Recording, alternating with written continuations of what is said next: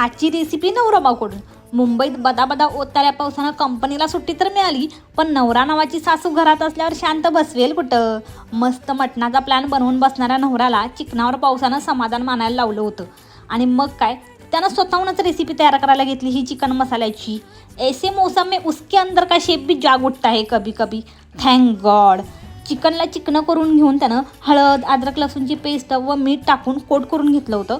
मग कुकरमध्ये एक बारीक चिरलेला कांदा भाजून घेत कोट केलेलं चिकन परतवायचं आणि झाकण लावून शिजवायला ठेवायचं आहे.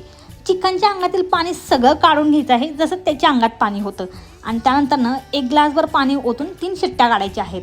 तोपर्यंत ओलं खोबरं घेतले, 12 गावचे खडे मसाले, उभा चिरलेला कांदा व टमॅटो यांची पेस्ट करून घ्यायची मिक्सरला गरगर. चिकनची शिट्टी काढून घेत त्यामध्ये 1 चमचा अद्रक लसूणची पेस्ट, मिक्सरची पेस्ट व पावडर मसाले टाकत उकळी काढायची आहे आणि गरमागरम असं सर्व करून घ्यायचं.